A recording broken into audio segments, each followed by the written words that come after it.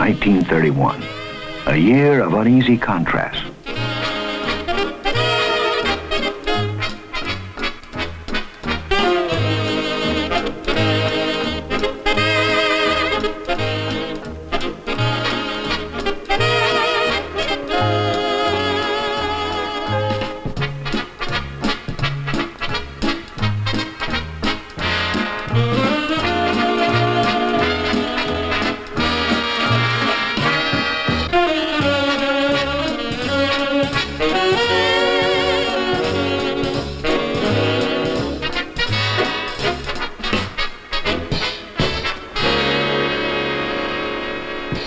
Despite the country's shaky economy, many banks are still solvent, if not liquid. But this year, the same tragic story is to repeat itself over and over. One morning, a bank may find business unusually brisk. By afternoon, a rumor of bankruptcy grows with tornado proportions. We're in the money, the skies are sunny. The expectation of disaster becomes a self-fulfilling prophecy. Never see a headline about a bread line today. And when we see the landlord, we could look that guy right in the eye. We're in the money, come on my honey. Let's spend it, lend it, send it, rolling along. Robert K. Merton, sociologist and Columbia University professor. More than a quarter century ago, he developed the concept of the self-fulfilling prophecy, the notion that the expectation of an event can actually cause it to happen. Of all human situations, I would say that a bank run is a classic example of what is called the self-fulfilling prophecy. You take a bank which is in fact solvent, but rumors start that it can't meet its obligations. There is instant demand for fulfillment of obligations, and next thing you know, the bank has to close its door. Now, the essence of the self-fulfilling prophecy, the SFP, is that it starts with a belief that's false at the time it's held. That bank was as solvent as any other bank. But when people act on a false belief and do so collectively, they tend to produce a situation which then seems to be true. False beliefs create true reality. And that occurs not only in the case of a bank run, but occurs in every department of social life. The self-fulfilling prophecy is basic to a great deal of the troubles and the triumphs in human society. As a phenomenon of human behavior, the self-fulfilling prophecy can be a powerful force in every aspect of our lives. We have all witnessed what happens to the postman who is afraid of dogs.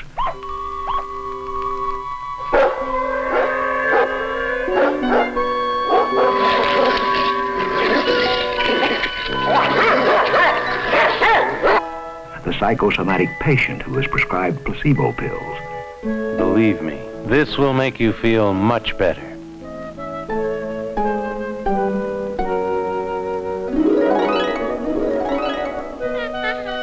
The child who is expected to turn out bad.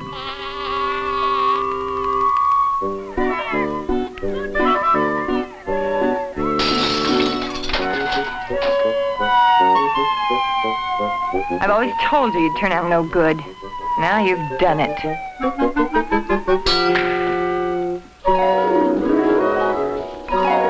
And what may be the ultimate example of the self-fulfilling prophecy? The nations who prepare for war.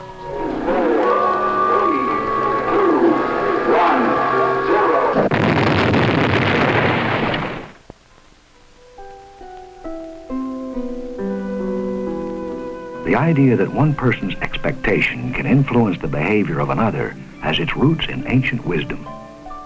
Pygmalion, prince of Greek and Roman mythology. His goal? To create a statue of the ideal woman. He succeeded too well. Pygmalion fell in love with his creation as if it were a real woman. belief in himself and his love brought Venus to the rescue.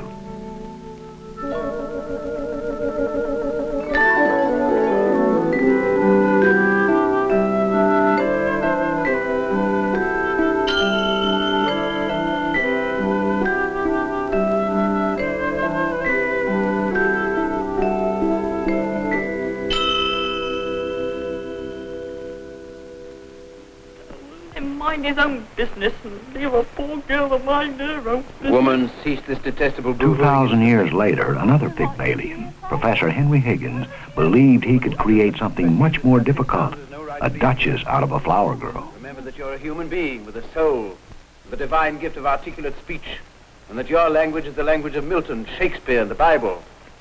Don't sit there crooning like a bilious pigeon. Oh! Ow! Hems, what a sound. You see this creature with her curbstone English?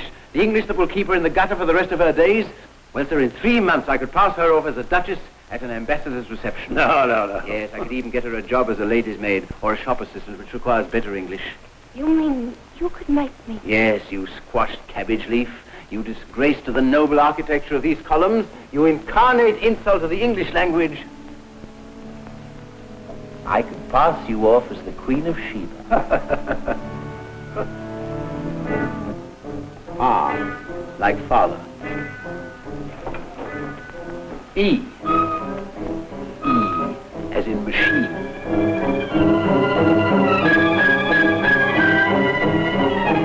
Repeat after me. A. E. The rain in Spain Rain in Spain. stays mainly in the plains. Stays mainly in the plains. The rain in Spain stays. Professor Higgins persisted in his expectation, and Liza Doolittle was never the same again.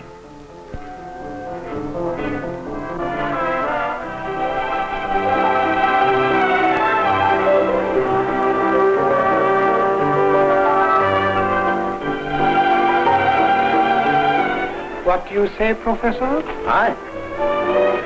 I say an ordinary Cockney girl out of the gutter. I place her in Covent Garden. Maestro, you are mad on the subject of Cockney dialect. The London gutter is the whole world for you. This girl is undoubtedly A princess? Have it your own way, Maestro. Have it your own way.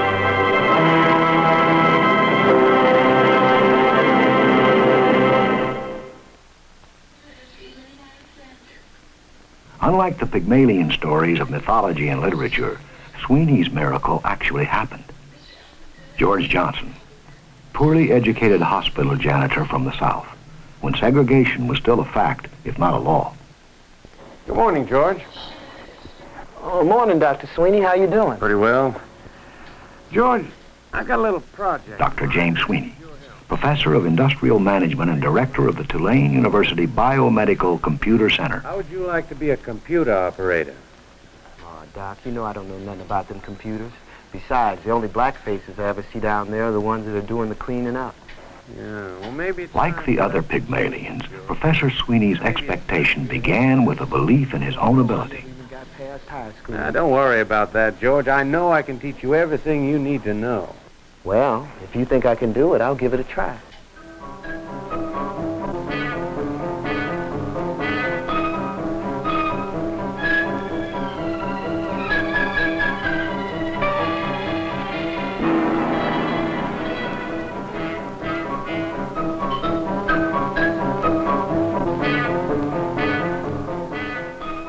Because Professor Sweeney persisted in his expectation, George Johnson was never the same again. In order to enter a command, you type it in, and then you press the alternate coding and the 5 at the same time. Not only did George Johnson become a computer operator, he became responsible himself for training new employees. Social psychologist Robert Rosenthal agrees that Sweeney performed a miracle, but not one without scientific explanation. Harvard professor Rosenthal has gathered experimental evidence from over 300 studies to prove that the power of expectation alone, or the Pygmalion Effect, can significantly influence the behavior of others. I guess I first became interested in the self-fulfilling prophecy as it could occur in a psychological experiment was when I was doing my doctoral dissertation at UCLA about 20 years ago. I was doing a dissertation on the defense mechanism of projection and maybe found that what I had done was unintentionally to influence my research subjects to respond as I wanted them to respond. And this is just a hypothesis which I discussed with some of my faculty advisors at UCLA, and it was not really a shockingly new idea to them. It was something that they had noticed before, and they kind of said, yeah, we lose a certain number of doctoral dissertations all the time that way.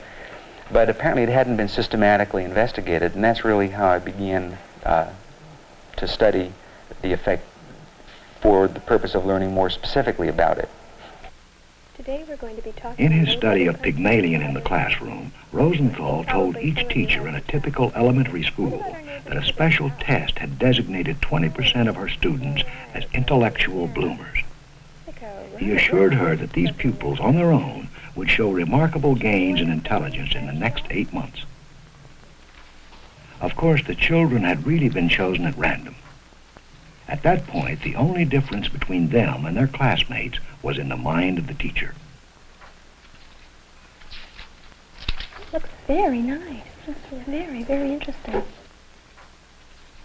At the end of the school term, a test revealed that the so-called bloomers had actually bloomed, gaining 4 points more in total IQ than their classmates.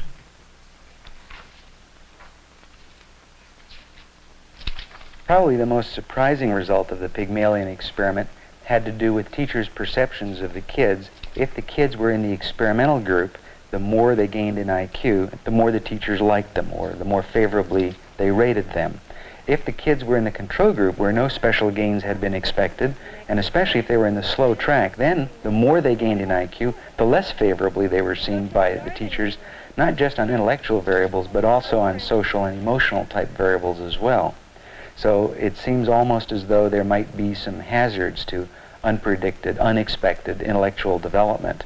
Teachers seem to prefer, and indeed maybe other people do too, that others behave as they are expected to.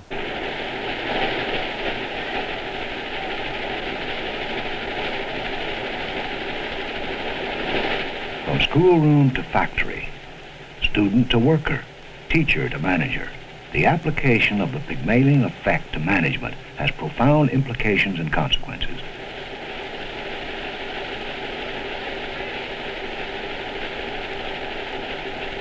Industrial psychologists have long realized the necessity of creating management patterns that foster motivation, increase communication and productivity. Douglas McGregor. Underlying assumptions influence managerial behavior, not only with respect to policies and procedures and techniques, but with respect to subtle aspects of everyday behavior. Francis Lickard. If a high level of performance is to be achieved, it appears to be necessary for a supervisor to have high performance goals and a contagious enthusiasm as to the importance of these goals. To such widely known management theories, the Pygmalion effect promises to bring a new dimension of empirical scientific proof. The Pygmalion effect is not strictly a one-way process from manager to employee. Certain characteristics of the worker are important in determining just what the manager's expectations will be. Young workers, or those newest to the job, may be the most susceptible to the Pygmalion effect. They are anxious to live up to the manager's goals, have less preconceptions about themselves or their job. Not only the age, but the sex, race, experience, or status of an employee can result in a self-fulfilling prophecy for the good or the bad. For instance, people once generally believed that most women and blacks were only suited to menial supportive tasks. Many of these workers adapted only too well, and finally became incapable of performing more responsible work.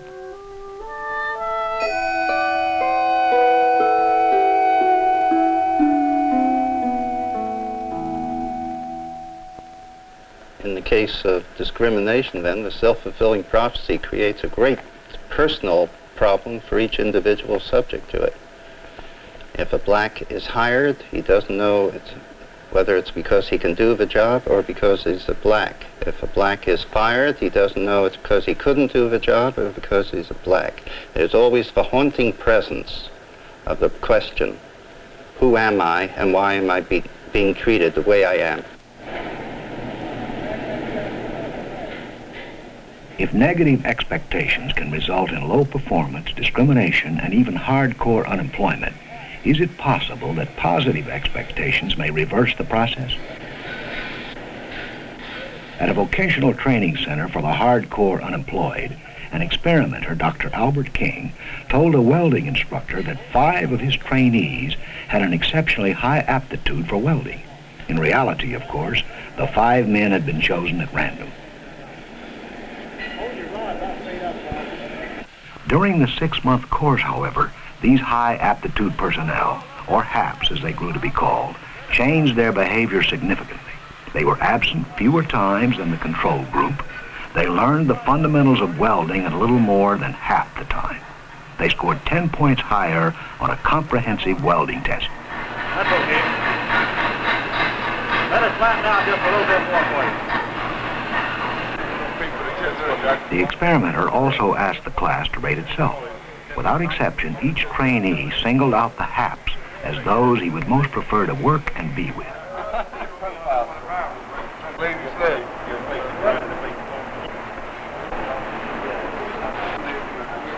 When the welding instructor was later told the purpose of the experiment, he was shocked. He had truly believed he had acted the same toward all his trainees. Not already on there. Did I have you on gas?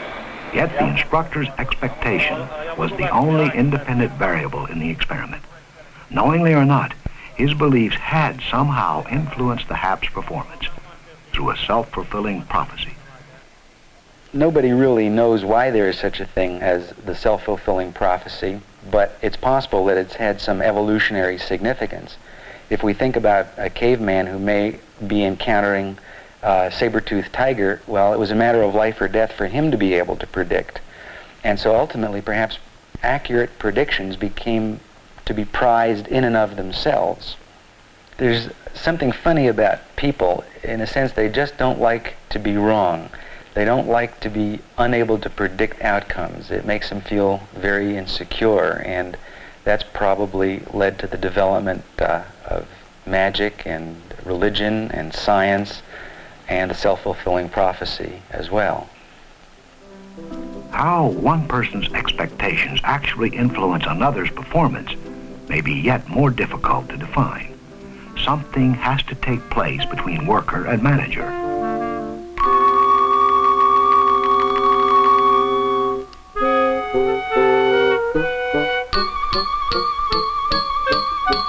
A Pygmalion has to behave differently according to his expectations. But what does he do? Because the Pygmalion himself may not even be aware that he is doing anything differently, the process seems almost magical.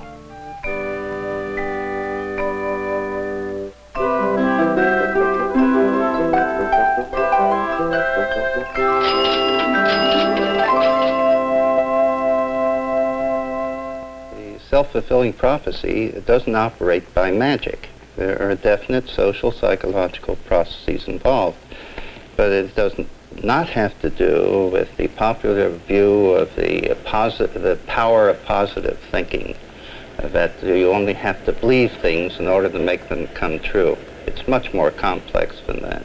Come in. Hi, Mary. Hi, George. How are you? Just fine, thanks. How was your The vacation? Pygmalion Effect is not magic.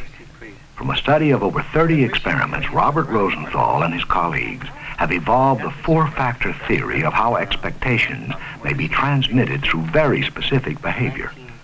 Factor number 1, the climate, is composed of all the nonverbal messages from the manager, such as tone of voice, eye contact, facial expression, and body posture. Make a graph and write a report, too. Well, that'd be terrific. Good. This is a very important report and will be watched very carefully. I hope I can handle it.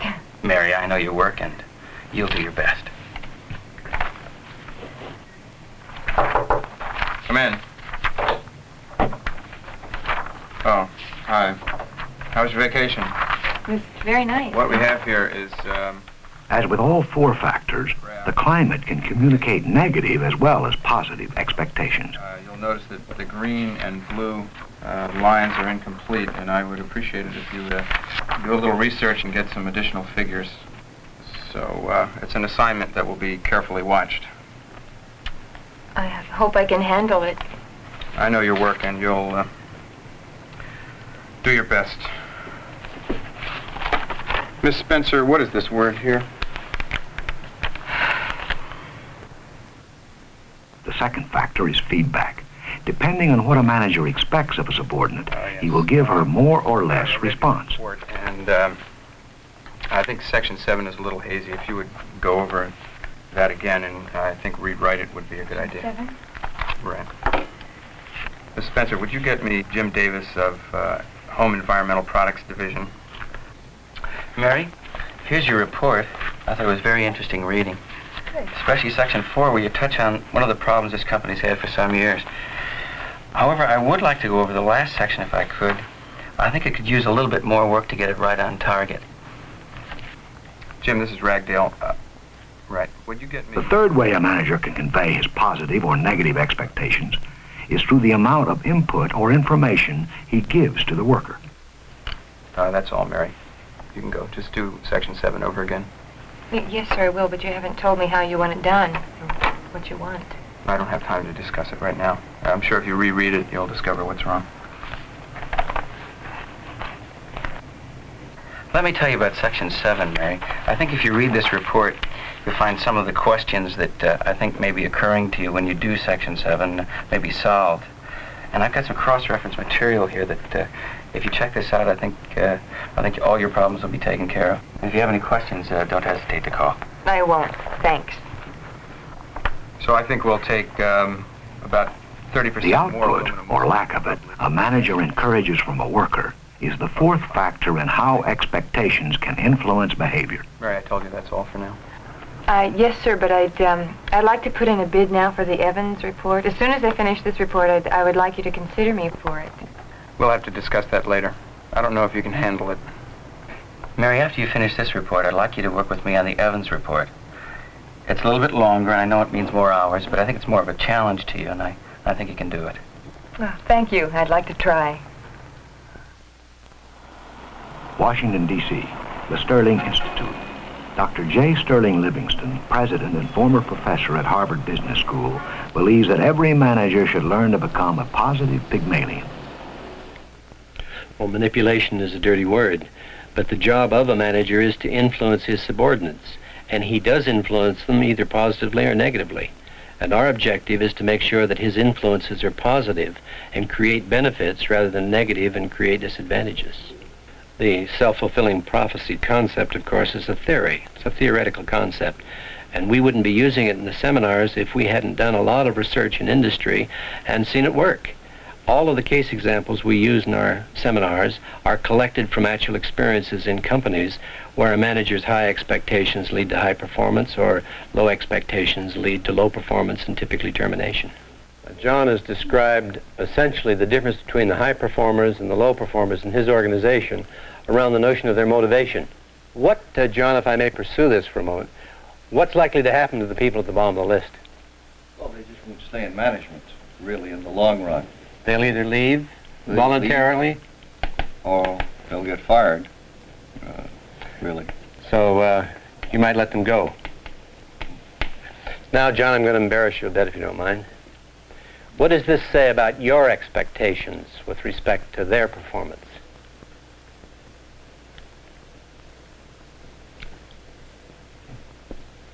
I'm not sure. It says a little bit, doesn't it, that you haven't exactly given up on these people, but you've kind of put them in the C group. Yes, okay. And that I have done a little bit of the ABC. So it becomes a little self-fulfilling prophecy. Yes, yes. Now, I appreciate John telling us this because I think really what he's gone through is characteristic of every manager. We all tend to do that to some extent. we have a self-fulfilling prophecy. These people have the desire, they're willing to do it, we know they're going to make it, and they'll make it. And these people don't have the desire, they're probably not going to make it, they're going to leave or I'm going to fire them. Now, once you get that set of mind, obviously from a manager's point of view, it becomes self-fulfilling. In this country, we follow a practice called management by exception, in which the manager typically focuses his attention on those things that are not going well. And so every time he greets a subordinate, he tends to be negative because the subordinate isn't living up to his expectations. The net effect of that is that the negative expectations are continuously reinforced and the positive expectations are ignored. Here in Washington, there is a football team called the Redskins. And the place kicker on the Redskins, under Lombardi, had the best record in all the league. He was fantastic. His name was Curt Knight. Now, when George Allen came along, whom everyone would regard by and large as a top-flight coach, George Allen, for some reason, had low expectation of this man's ability to kick a field goal, even though he had the best record in the whole league. And so in the playoffs, when I believe they were playing Dallas, instead of calling a kick on the last play, where if the kick had been successful, they would have won the game, Allen called a run. And after he called the run, the newspaper reporters got on him and said, "Why didn't you call a kick?" And he said, "Because I didn't think Curt Knight would make it." From that time on, Curt Knight's performance has gone straight down to a point where he says, I feel like it's a federal offense every time I get out there and miss. And I get out there and I'm so concerned about missing, that's all I do but miss. I think there's no doubt that a manager's expectations influence the results he gets from his subordinates. If his expectations are high, he gets good results. If his expectations are low, he gets poor results. That comes through in the seminar, and I think it's very important that the people recognize how they influence their subordinates, that they really are Pygmalion, that they can enhance the careers of their subordinates or they can depress the careers of their subordinates. It's an important lesson for them to learn, because until they've learned that, they're not likely to be more effective in working with their people. The point of a manager's expectations is that whether he tries to make it work or not, it almost inevitably influences the results because of the way he treats his people once his expectations are set. His expectations influence the way he treats them. The way he treats them influences the results. That was the beginning of self-respect for me. You see, the difference between a lady and a flower girl isn't how she behaves. It's how she's treated.